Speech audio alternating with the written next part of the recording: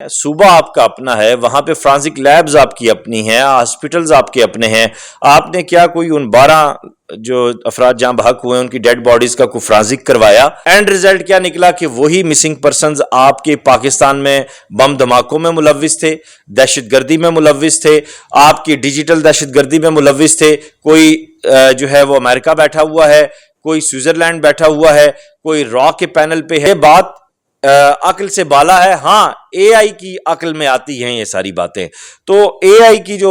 Positivity ہے اس کو آپ شرپسندی میں بدلنے کی کوشش کر رہے ہیں.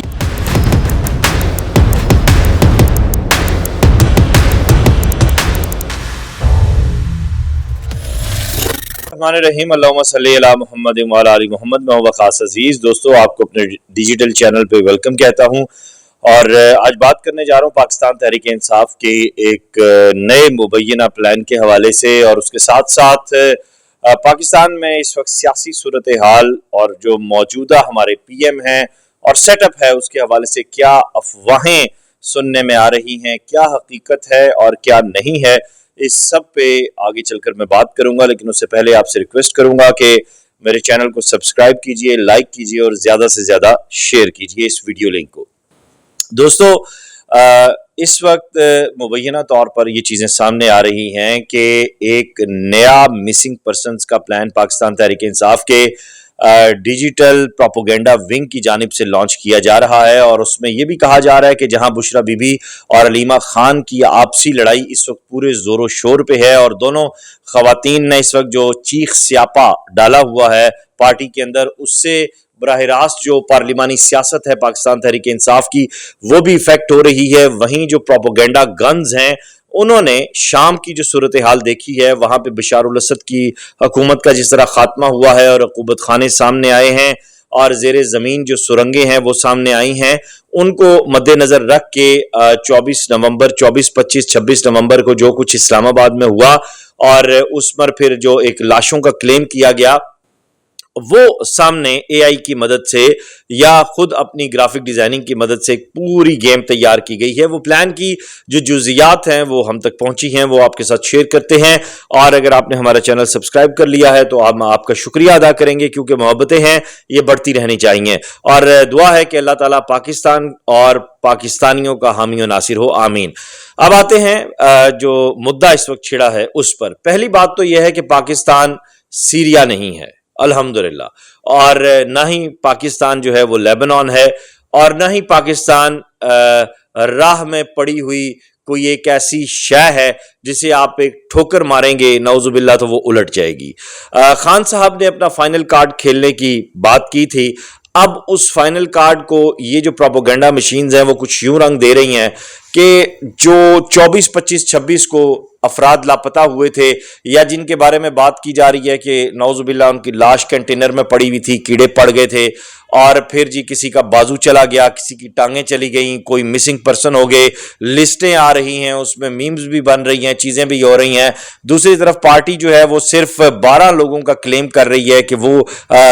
جو ہے ان کی ڈیتھ ہوئی ہے، اور اس کے ساتھ ساتھ بیرسٹر گوہر جو ہیں انہوں نے اسلام آباد کے جتنے بھی سیف سٹی کیمرے ہیں ان کی فوٹیج مانگی ہے. اس کے اوپر ایک نئی بحث کا آغاز ہو چکا ہے کہ کیا تمام سیف سٹی کیمرے اسلام آباد کے ایکٹیو ہیں، کیا ان سے فوٹیج مل سکے گی. یہ الگ ویلاگ کا متقاضی ہے، لیکن کہا یہ جا رہا ہے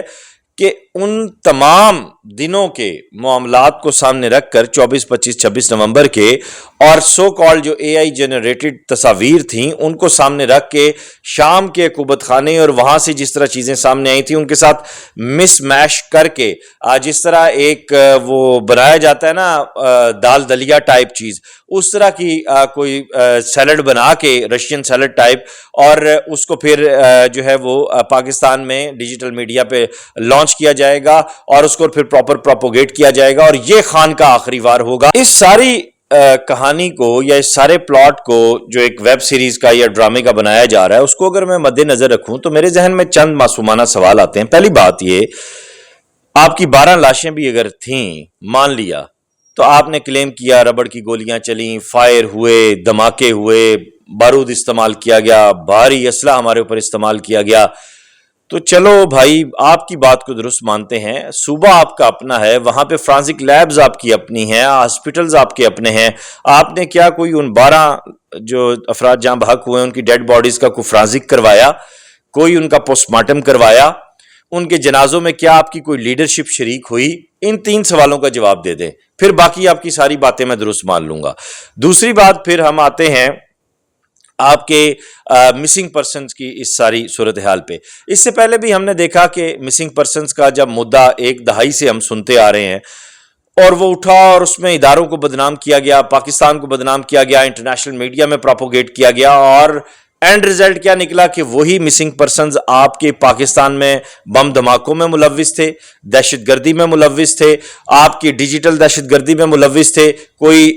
جو ہے وہ امریکہ بیٹھا ہوا ہے، کوئی سوئٹزرلینڈ بیٹھا ہوا ہے، کوئی را کے پینل پہ ہے، کوئی موزاد کے پینل پہ ہے، کوئی مطلب آپ کے MI6 کے پینل پہ بیٹھا ہوا ہے۔ یہ چیزیں ڈاکومنٹڈ ہیں، یہ تمام میڈیا پہ موجود ہیں، میں اپنے پاس سے نہیں بول رہا۔ آپ لکھیں جو ہے گوگل کے اوپر مسنگ پرسن ریزلٹس، آپ کو خود پتہ چل جائے گا، اور یہ بھی لکھیں کہ مسنگ پرسنز کس کے لیے کام کرتے ہیں، وہ بھی آپ کو پتہ چل جائے گا۔ یہ کوئی من گڑت کہانیاں نہیں ہیں۔ پھر ان کی فیملیز نے بھی بعد میں اس بات کی تصدیق کی، ان کے بھی انٹرویوز پڑے ہوئے ہیں۔ تو ایسی صورت میں جب یہ سارا مبینہ طور پر خدا نخواستہ یہ ڈرامہ تیار ہوتا ہے، یہ جب لانچ کیا جاتا ہے، تو اس کا فائدہ سب سے پہلے کون اٹھائے گا؟ انڈیا اٹھائے گا، را سب سے زیادہ، اور پروپوگنڈا سب سے زیادہ ان کے میڈیا کی طرف سے کیا جائے گا۔ پھر اس کے بعد آپ اسرائیل کو مت بھولیں، پھر آپ دیگر پاکستان دشمن جو قوتیں ہیں ان کو مت بھولیں۔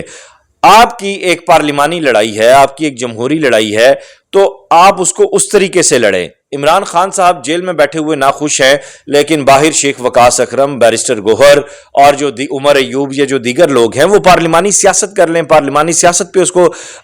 آگے سے خان صاحب کو نکالنے کی کوشش کر رہے ہیں۔ اور پہلے بھی جو آپ کا یہ تمام چیزیں فلاپ ہوئی ہیں، اس کے براہ راست ذمہ دار علی امین گنڈا پور ہیں، اس کے براہ راست ذمہ دار بشرا بی بی ہیں۔ آپ کی اپنی اتنی دراڑیں ہیں پارٹی کے اندر کہ آپ کسی اور کو کیا ہٹ کریں گے اور اس کے آگے اس کے اوپر سوالیہ نشان کھڑا کریں گے۔ ایسے میں صرف فوج دشمنی، صرف پاکستان دشمنی، کیا یہ ایک سیاسی جمہوری جماعت کو، جس کا یہ کہنا ہے، جس کے قائد کا یہ کہنا ہے کہ میں 26 سال سے جد و جہد کر رہا ہوں، کیا یہ آپ کی اس جد و جہد کے آگے سوالیہ نشان نہیں ہوگا؟ آپ کے قائد جو نیلسن منڈیلا بننے کی بات کرتے ہیں، تو کیا نیلسن منڈیلا نے اپنی سیاسی جد و جہد ایسے کی تھی؟ آپ کے قائد جس انصاف کی اور جس ریاست کی اور جس سیاست کی بات کرتے ہیں، آخر کیا وجہ ہے کہ فیض حمید کے کورٹ مارشل کی بات آتی ہے، ان کے اوپر فرد جرم عائد ہونے کی بات آتی ہے، ان کی پروسیکیوشن شروع ہوتی ہے، تو اس کے فوراً بعد اس طرح کے آپ کی جانب سے پروپوگنڈے سامنے آنا شروع ہو جاتے ہیں؟ تو پھر کیا یہ کہنے میں ہم حق بجانب ہیں کہ پی ٹی آئی کے جو شر پسند یوٹیوبرز ہیں، ڈیجیٹل انفلوئنسرز ہیں، ان کا کام ہی اداروں کو کرٹیسائز کرنا ہے؟ آپ کے پیچھے کسی قسم کی کوئی ذہنی تربیت نہیں ہے، کوئی سیاسی تربیت نہیں ہے، کوئی آپ کی وہ اپروچ نہیں ہے جسے پولیٹیکل اپروچ کہا جاتا ہے، جو لانگ ٹرم افیکٹ کرتی ہے۔ جب یہ چیزیں سامنے آتی ہیں تو پھر اس کے بعد کلیتاً پتہ چل جاتا ہے کہ پاکستان تحریک انصاف 4-5 لوگوں کو چھوڑ کر اس کے بعد مسلسل صرف ڈیجیٹل میڈیا کی ایک سیاسی جماعت ہے۔ یہ مسنگ پرسن کا ایک ایسے وقت میں شوشہ چھوڑنا جب اس کی بنیاد ہی نہیں ہے۔ اگر وہ آپ کے 12 لوگ تھے تو مجھے وہ یاد آ رہا ہے، مطلب کوئٹہ میں عمران خان کے دور میں ہی شہادتیں ہوئیں ہزارہ کمیونٹی کی، وہاں پہ دہشت گردی ہوئی ان کے ساتھ، تو 100 کے قریب ان کی میتیں تھیں، وہ لے کر انہوں نے روڈ بلاک کر لیا اور خان صاحب ان کے جنازے میں بھی نہیں گئے تھے۔ تو آپ اگر اتنے ہی حق بجانب ہیں اور آپ اتنے ہی رائٹ پہ ہیں، آپ چھوڑ دیں ساری باتوں کو، تمام کیسز کو چھوڑ دیں۔ آپ وہ 12 لوگوں کی لاشیں رکھ کے آپ احتجاج کرتے اور وہ آپ کا رائٹ تھا، پھر اس کے بعد ہم بھی آپ کے ساتھ کھڑے ہوتے۔ آپ مسنگ پرسنز کی بات کرتے ہیں، آپ کے جتنے لوگ گرفتار ہوئے ہیں وہ سب جیلوں میں موجود ہیں اور ان سب کے عدالتوں میں ٹرائل چل رہے ہیں، اور تمام لوگوں کی دہشت گردی کورٹس میں اس پہ پہلے بھی ولاگ کر چکا ہوں کہ 4185 جو گرفتار شدگان ہیں ان کی عدالتوں میں ٹرائل چل رہے ہیں۔ تو ایسے میں آپ کہاں سے مسنگ پرسنز بنا سکتے ہیں، کہاں سے جنریٹ کر سکتے ہیں؟ یہ بات عقل سے بالا ہے. ہاں اے آئی کی عقل میں آتی ہیں یہ ساری باتیں. تو اے آئی کی جو پازیٹیوٹی ہے اس کو آپ شرپسندی میں بدلنے کی کوشش کر رہے ہیں. یہ کسی بھی سطح پہ پاکستان تحریک انصاف کی پارلیمانی سیاست کے لیے پازیٹیو چیز نہیں ہوگی, اور ایک مرتبہ پھر فاؤل پلے پاکستان تحریک انصاف کی جانب سے یہ دیکھنے میں آئے گا. اس کے ساتھ ساتھ اب دیکھتے ہیں کہ یہ کہا جا رہا ہے, یہ بھی ذرائع کی طرف سے کچھ چیزیں سامنے آئی ہیں کہ مائٹ بی پاسبل کہ پی ایم کو چینج کیا جائے, شہباز شریف صاحب کو, اور بلاول بھٹو زرداری کو ایز اے پرائم منسٹر لایا جائے. جہاں سیٹ اپ کی چینجز کی بات ہو رہی ہیں وہیں یہ بات میرے لیے حیران کن ہے کہ جب آپ کا ٹریڈ کا ڈیفیسٹ اچھا خاصا ہے, جب آپ انٹرنیشنل ایک ڈیفیسٹ میں جا رہے ہیں اور آپ ایک پولیٹیکل سیٹ اپ کو نہیں چلنے دے رہے, آپ اس کے اندر سے ہی سازشیں اور چیزیں نکال کر سامنے لا رہے ہیں. میری مراد کسی ادارے سے یا ریاستی ادارے سے نہیں ہے, یہ سیاسی جماعتوں کی آپسی جو لڑائی ہے یہ میں اس کی بات کر رہا ہوں. تو اس میں براہ راست پھر نقصان کسی اپوزیشن کو آپ ذمہ دار نہیں ٹھہرائیں گے, یہ آپ کی اپنی اندر کی لڑائی ہے جس کا براہ راست نقصان آپ کی پارٹی کو اور آپ کی آنے والی سیاست کو اور ملک کو سب سے زیادہ ہوگا. دیکھنے کی ضرورت ہے کہ آئندہ آنے والا جو سال ہے وہ پاکستان, اس کے جو پہلے 3 سال ہے وہ پاکستان کی پارلیمانی سیاست کے لیے کتنا اہم ثابت ہوتا ہے. اور میں تو یہی دعا کروں گا کہ اللہ کرے کہ پاکستان تحریک انصاف کی جو نادان دوست ہیں وہ اس قسم کا کوئی بھی پروپیگنڈا کرنے سے گریز کریں, اور اس کے ساتھ ساتھ حکومتی بینچوں میں جو بیٹھے ہوئے لوگ ہیں وہ بھی ذرا تھوڑے سے افہام و تفہیم کے ساتھ ساتھ عقل سے کام لیں اور ہوش کے ناخن لیں. اس ویڈیو لنک کو زیادہ سے زیادہ شیئر کیجیے گا. اپنا خیال رکھیے گا. خدا حافظ.